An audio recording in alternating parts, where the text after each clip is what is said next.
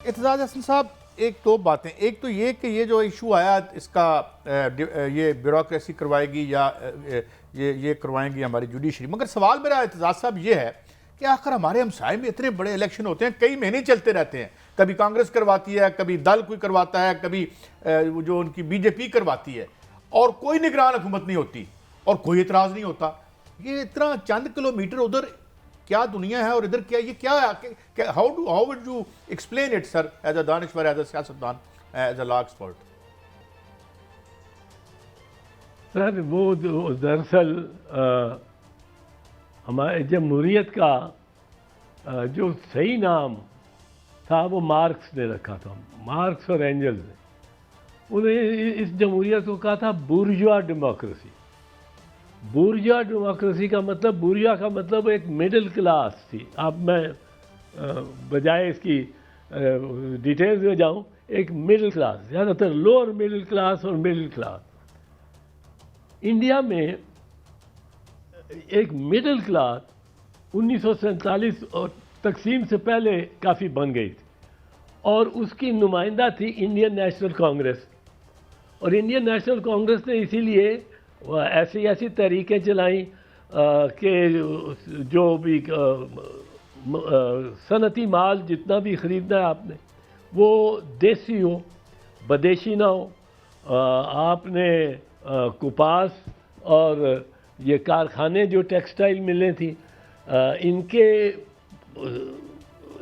جو انڈین ہونے پہ زور دیا، بنسبت کہ وہ مینچسٹر کے بنے ہوئے ہوں۔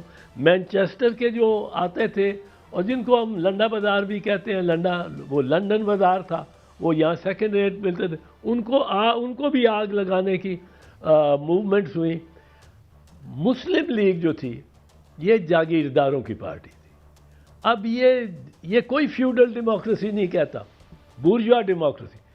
فیوڈلزم اور ڈیموکریسی، جمہوریت، ایک دوسرے کی ضد ہے۔ پھر کیپٹلسٹ، جو صحیح کیپٹلسٹ ہے، جو کہ مینچسٹر کا اور لینکاشائر کا 19ویں صدی میں تھا، وہ صرف اپروپریٹ کرتا تھا، واپس کچھ نہیں تھا لوٹا۔ اس قسم کی کیپٹلسٹ ڈیموکریسی بھی نہیں ہو سکتی۔ اب ہمارے ہاں جو انڈسٹریلسٹ ہے، وہ صرف کھانے کو، لینے کو، ٹیکسز بھی چوری کرنے کو، اس کا کام ہی ہے۔ وہ بنا ہی اس سے ہے، وہ بنا کوئی راتھسچائلڈ کی طرح نہیں کہ 8 پشتیں بچت کرتی رہیں اور وہ دنیا کی امیر ترین فیملی بنی۔ ہمارے ہاں 8 پشتیں لوٹ دی ہیں اور ساری دنیا کو تباہ کر دیتی ہیں اپنے آپ کو بنانے کے لیے۔ تو میں یہ کہتا ہوتا ہوں کہ ہمارے پہ جو قرضہ ہے 120-30 ارب ڈالر کا اور 28 خرب ٹریلین روپیز کا ڈومیسٹک، اس کا کوئی آپ کو یہ تو لیا ہے نا ہم نے، ہمارے پہ قرضہ ہے، یہ ہم نے لے کے پیسہ یا کما کے پیسہ، اس کی کوئی نظر آتی ہے کہ ہم نے ہماری دھرتی پہ اس کا نشان ہو؟ یہاں بلٹ ٹرین چل رہی ہو پشاور سے کراچی تک، یہاں جہازوں کی ایک ایمریٹس ایئر لائن کھڑی ہو، یہاں جتنی نہریں ہیں وہ پکی ہو گئی ہوں، ان پہ شپنگ بھی چل رہی ہو انٹرنل واٹر ورکس پہ۔ کیا ہمارے پاس کیا نشانی ہے کہ جی یہ ہے ہم نے بنایا ہوا؟ 130 بلین ڈالر اور 80 خرب روپے ہم ہضم کر چکے ہیں، ہم ڈکار مار چکے ہیں، ہم ان کو کوئی اس کا، وہ ہمارے شاید باہر بینکوں کے پیسوں میں پڑے ہوں گے، کوئی 300-400 خاندان ایسے ہیں جنہوں نے سارا وہ ہڑپ کر لیا، اور غریب پہ ذمہ داری ہے کہ وہ قبضہ واپس کرے، وہ زیادہ قیمتیں ادا کرے اور وہ قیمتیں بڑھیں اور IMF کے قرضے واپس ہوں۔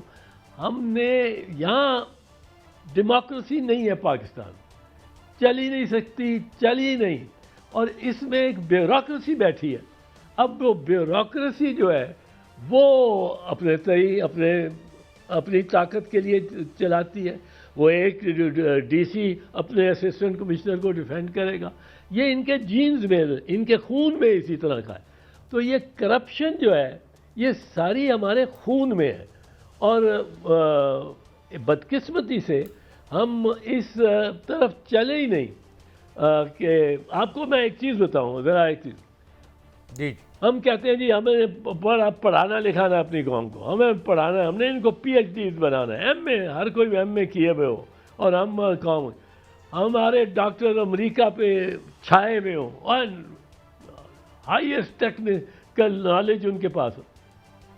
آپ کے جو پڑھے لکھے لوگ ہیں نا، آپ کو ضرورت یہ نہیں ہے کہ آپ بی اے سے لے کے پی ایچ ڈی تک بہترین تعلیم دیں، جو بھی دیں کوشش کریں، یا نہیں ہے. آپ کو ضرورت یہ ہے ہمیں کہ آپ پہلی 5ویں جماعتوں میں آپ تربیت دیں لوگوں کو، تعلیم نہیں، تربیت. تعلیم ان کی ہوتی رہے گی، ہمارے ہاں تربیت ہی نہیں ہے. ہمارے ہاں کوئی بچے کو نہیں سکھاتا کہ یہ ایک لائن میں کھڑے ہو کے اور کاؤنٹر سے جا کے چاکلیٹ لینی ہے یا ٹافی لینی ہے. ہمارے ہاں بچے کو یہ کوئی نہیں بتاتا کہ تم نے جھوٹ نہیں بولنا، بچے جھوٹ نہیں بولنا. میں کیا بتاؤں، میری بیٹی بیائی ہوئی ہے نارویجین، ایک وہ ناروے میں جا کے دنیا ہی اور ہے.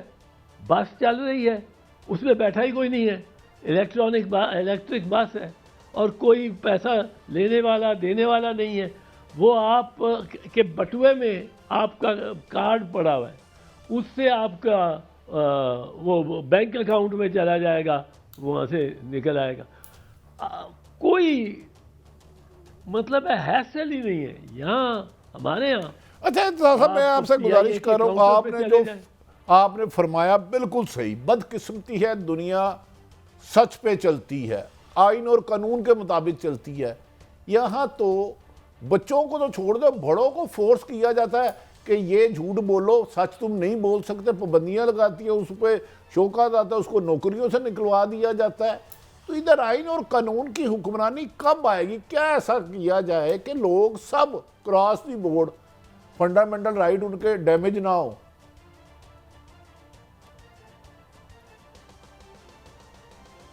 بڑا مشکل کام ہے بھٹی صاحب.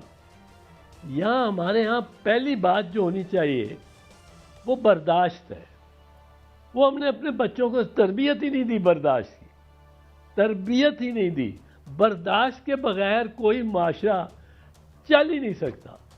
پنپنا تو پنپنا ہے، چل ہی نہیں سکتا. اور ہم اس دائرے میں پھنس گئے ہیں کہ ہمارے ہاں معاشرہ چل ہی نہیں سکتا. یہاں آپ کہتے ہیں کہ یہ میری مٹھی میں جو کچھ ہے اس میں ایمان لے کے آؤ، ایمان چاہے مٹھی خالی ہو، پر اس مٹھی میں جو کچھ ہے اس میں ایمان لاؤ ورنہ واجب القتل ہو. یہاں ایک بندہ کہتا ہے وہ جی اس بچے نے مشال خان نے توہین عدالت کر دی. کوئی اگلا پوچھتا نہیں کہ کیا کیا، کیوں ہوا، کیا بات ہوئی، اس نے مانی کیا تھے. وہ ڈنڈے لے کے اس کو مارنے شروع ہو جاتے ہیں. وہ 5 لوگ مار رہے ہوتے ہیں، 10 لوگ پوچھتے ہیں کہ کیا ہوا، کیوں مار رہے ہیں؟ وہ کہتے ہیں جی اس نے توہین رسالت کی، اور چلو اس کو بھی جان سے وہی مار دیتے ہیں.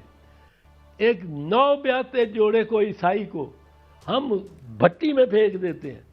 یہ سری لنکن، اس بیچارے نے کچھ نہیں کیا، اس کو اب مانتے ہیں، اس کو مار دیا. اعتزاز صاحب میں معافی چاہتا ہوں کیونکہ وقت کی کمی ہے، مگر سوال یہی ہے جو اعتزاز صاحب نے بات کی کہ اگر نشاندہی نہیں کریں گے تو ہم ٹھیک کیسے ہوں گے. بہت شکریہ اعتزاز صاحب. You always enlighten us. It is a great pleasure to have you always on this show.